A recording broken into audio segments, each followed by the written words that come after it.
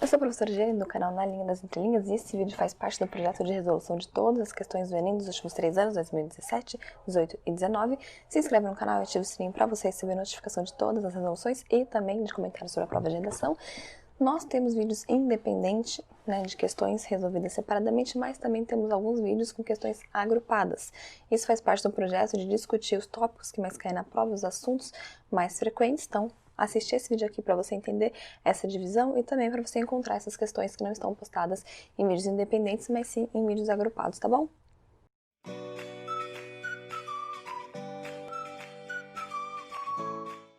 Nesse vídeo a gente vai resolver a questão 30 do caderno azul do Enem 2019. A questão que traz 2 textos, não bastasse um, o Enem gosta mesmo que você leia, então ele vai trazer 2 textinhos e o primeiro se chama extratos, diz o seguinte: na passagem de uma língua para outra, algo sempre permanece, mesmo que não haja ninguém para se lembrar desse algo, pois o idioma retém em si mais memórias que os seus falantes, e como uma chapa mineral marcada por camadas de uma história mais antiga do que aquela dos seres viventes, inevitavelmente carrega em si a impressão das eras pelas quais passou. Se as línguas são arquivos da história, elas carecem de livros de registro e catálogos. Aquilo que contém pode apenas ser consultado em parte, fornecendo ao pesquisador menos os elementos de uma biografia do que um estudo geológico de uma sedimentação realizada em período sem começo ou sem fim definido. Nossa, gente, não entendi nada. Ai, meu Deus do céu, fiquei desesperado. Não se desesperem, gente. Seguinte, por que é um texto difícil? Porque é um texto bastante abstrato, é um texto metalinguístico. Ele vai usar a linguagem, como qualquer texto, para falar da própria linguagem. Então, o assunto do texto não é algo concreto. O assunto do texto é a própria linguagem, uma linguística histórica, está falando sobre a memória das línguas, sobre como as línguas são. Então, é bastante abstrato, é bastante não concreto, e isso torna um texto um pouco mais difícil, porque você não consegue fixar as imagens, formar imagens na sua mente. O que a gente pode tirar dele? O que a gente consegue perceber? Está principalmente ali no final, que é mais interessante. Quando diz que uma língua, você consegue ter, é menos uma biografia e mais um estudo geológico que não tem começo nem fim. Isso é muito interessante, porque o que é uma biografia? Sempre que tem uma comparação, a gente tem que pensar nos elementos para descobrir o seu significado. Então, a língua ela não é uma biografia, ela se parece mais com um período geológico sem começo e sem fim. O que é uma biografia? Quando você vê lá a biografia de alguém, na literatura mesmo, vou ler a biografia aqui do Chico Buarque, o que você tem ali? Tem tudo muito determinado, No caso, ele não morreu ainda, então, assim, nasceu nesse ano, agora tem tantos anos, em tal ano gravou tal música, é tudo muito específico, tudo muito determinado, tudo muito preciso. Então, a gente tem a data, geralmente, quando a pessoa já morreu, a data de nascimento, a data de morte, a data dos eventos. E já no período geológico, não, porque o período geológico é aquele período que acontece em decorrência de transformações. Você não consegue determinar agora, parou de ser esse período para ser aquele, porque as transformações são graduais, Então você não tem um momento em que de um dia para a noite vira a coisa. É um processo que leva muito tempo, e é o que acontece com as línguas. Ali no começo, quando a gente fala na passagem de uma língua para outra, quer dizer, as línguas elas se transformam. E nessa transformação, o que o texto está dizendo é, eu não consigo detectar em que momento foi transformada. Então, por exemplo, se a gente pensa no português de Portugal e no português brasileiro, a gente não consegue determinar, nesse dia o português de Portugal deixou de ser falado no Brasil e o português brasileiro começou a ser falado. Porque é a mesma língua, ela sofreu variações, hoje em dia já não é mais a mesma língua, Mas originalmente era, ela sofreu variações, muitas variações, e como que foram essas variações? Eu tinha lá o português de Portugal, que por si só já sofria variações, já que toda língua sofre, mas vamos imaginar que ele seria algo um pouco mais estável, vamos dizer assim. E aqui no Brasil eu tinha as línguas indígenas, várias. Quando esse português vem para cá, eu tenho a mistura das línguas indígenas, que já se misturavam entre si, com esse português. Essa mistura faz com que eu tenha novos vocábulos sendo criados, então novas palavras são criadas, algumas deixam de ser faladas, outras passam a existir, e eu tenho esse processo até que chega um momento que a gente não reconhece mais aquela língua. A gente fala, essa língua não é aquela língua indígena e também não é a língua portuguesa de Portugal. Então, o que é essa língua? É a língua portuguesa brasileira. A gente ainda não chama assim, Muitas linguistas já chamam, mas formalmente o nome ainda é português só. Não deveria, mas enfim.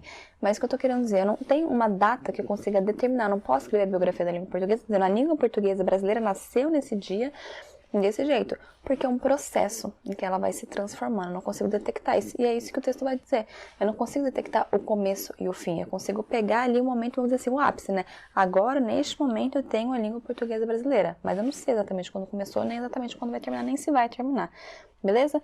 Texto 2. Na reflexão gramatical dos séculos XVI e XVII, a influência árabe aparece pontualmente e se reveste sobretudo de item bélico fundamental na atribuição de rudeza aos idiomas português e castelhano por seus respectivos detratores, seus difamadores. Parecer com o árabe assim é uma acusação de dessemelhança com o latim. Então, se você parece com o árabe, é porque na verdade você não parece com o latim.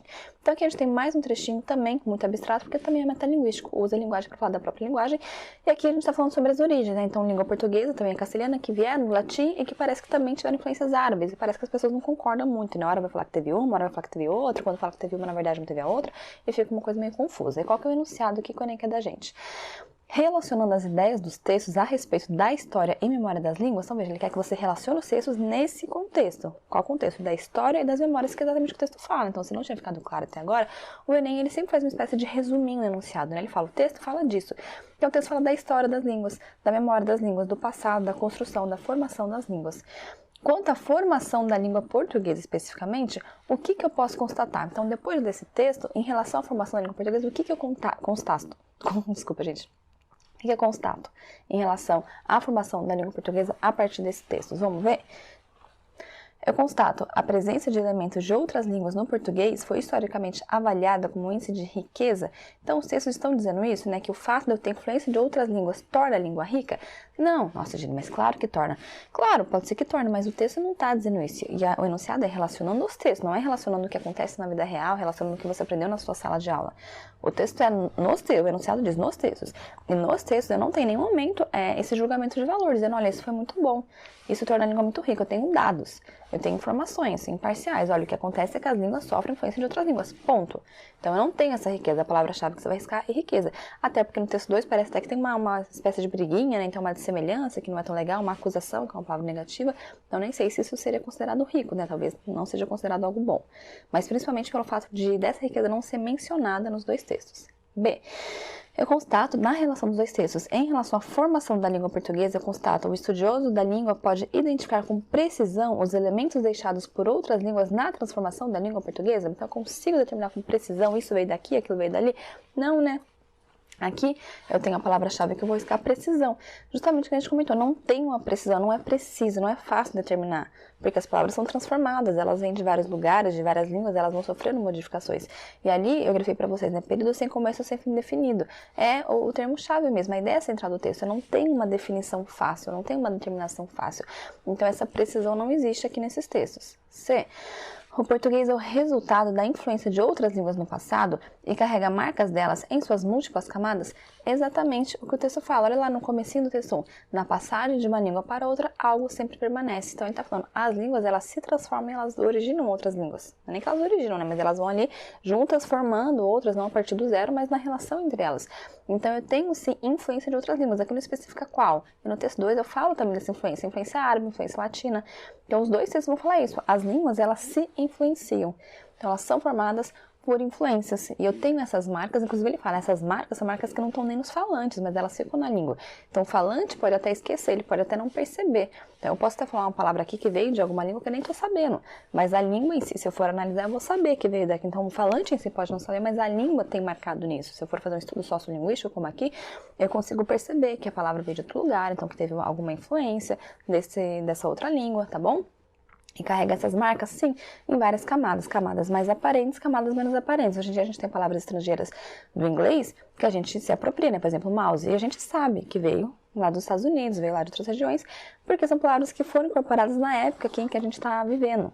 Agora, se eu penso em outras palavras que foram incorporadas no passado, ou seja, em outras camadas, eu já não sei que são palavras que um dia foram estrangeiras e hoje em dia são brasileiras. Então eu tenho sim essas várias camadas que fica claro quando ele fala, né? Os falantes nem sempre percebem, mas está ali na língua marcado. Então, essa é a alternativa correta. Eu acho que quando a gente lê, né, o texto parece que é muito difícil, mas quando a gente lê a questão não é tão difícil, né? Eu acho que acaba ficando mais claro qual é a ideia que o texto traz. D. O árabe e o latim estão na formação escolar e na memória dos falantes brasileiros? Estão na memória, mas não na formação escolar, né? A gente não tem isso nem na vida real, né? Pelo menos na minha escola não tinha, e também a gente não tem isso nos textos, lembrando do texto, né? O que importa aqui não é a vida real, mas sim o texto. O texto não fala em nenhum momento de escola. E a influência de outras línguas no português ocorreu de maneira uniforme ao longo da história? Também o texto não fala, além de ser mentira, porque não acontece de maneira uniforme, nenhum dos textos, mesmo se fosse verdade, não estaria falando sobre isso. Não fala que há uma uniformidade, fala apenas que há influência, e que a gente não consegue determinar precisamente essa influência o tempo todo. Fica marcado na língua, mas não o falante em si. Então, uma questão que fala sobre metalinguagem, né, com a função, metalinguística é a função que está predominando ali, então uma questão que fala sobre a própria linguagem, e que vai exigir a sua interpretação. Você precisa ler e entender o que o texto está dizendo para você, tá bom?